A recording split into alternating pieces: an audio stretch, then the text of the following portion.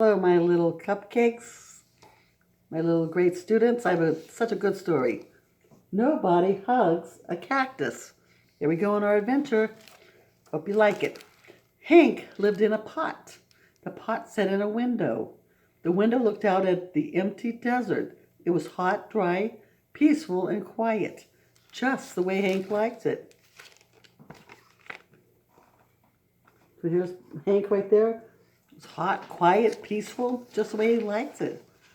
But every now and then somebody would interrupt Hank's peace and quiet. "Hi, Hank," Rosie the tumbleweed called out. "Isn't it a beautiful day?"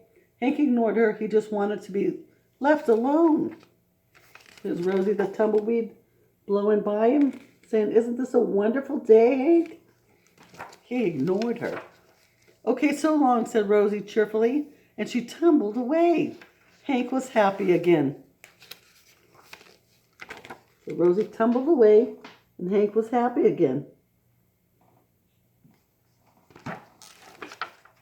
But just as he was beginning to relax, "Hello," shouted a tortoise. "Hello." The tortoise shouted, "Hello." "Private property," yelled Hank. "Keep out." The tortoise was so frightened that he hid in a shell. See the tortoise hiding in the shell over there? He was scared. Hank said, "Private property." Hank was still yelling at the tortoise when a jackrabbit dashed by. "Hiya, Prickles," she shouted. "My name isn't Prickles," Hank yelled back, "and stay out of my yard." So the hare ran by and called, "Hey, Prickles." He yelled, "Stay out of my yard." Boy, Hank wasn't too friendly, was he? "Tumbleweeds, tortoises, jackrabbits, what's next?" said Hank. "What's next?" "What's next? What's coming?" A coyote came loping by. "No dogs allowed," Hank yelled.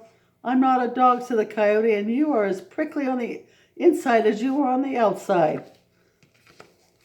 The coyote said, "You're not very nice. You're prickly on the inside as well as being prickly on the outside."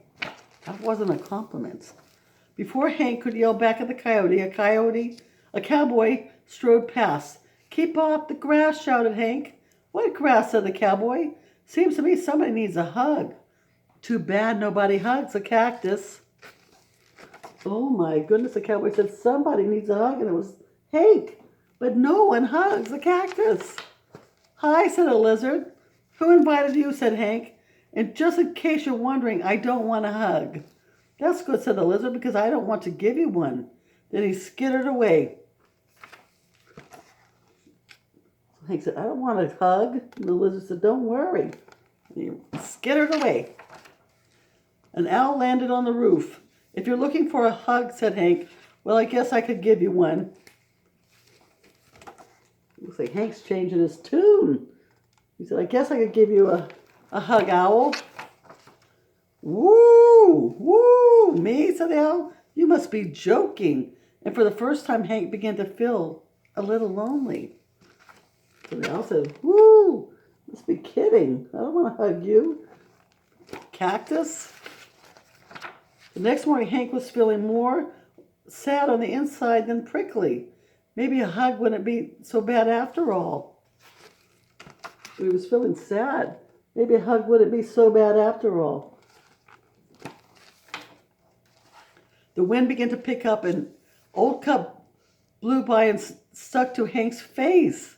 His arms were too short to get it off. "Great," said Hank.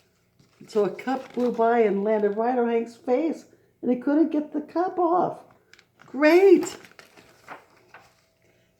After a while, Rosie came bouncing by. "I'll get it off you, Hank," she shouted, and she jumped up to knock the cup off of Hank's face. And then she tumbled away.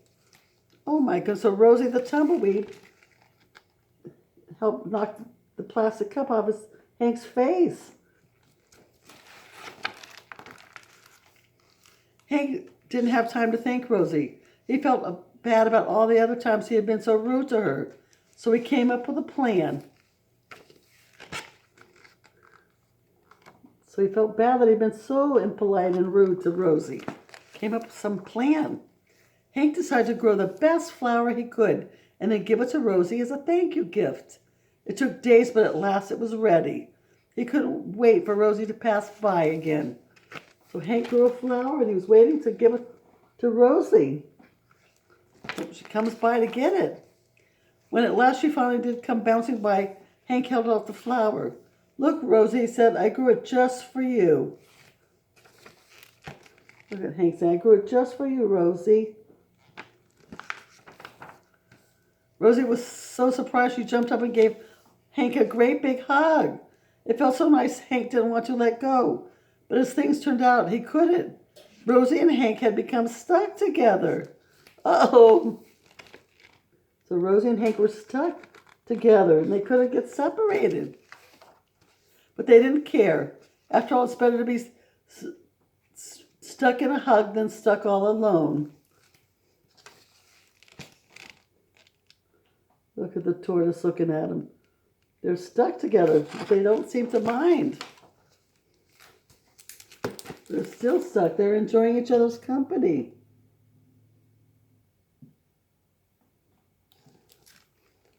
Look at that. The end. I hope you like that.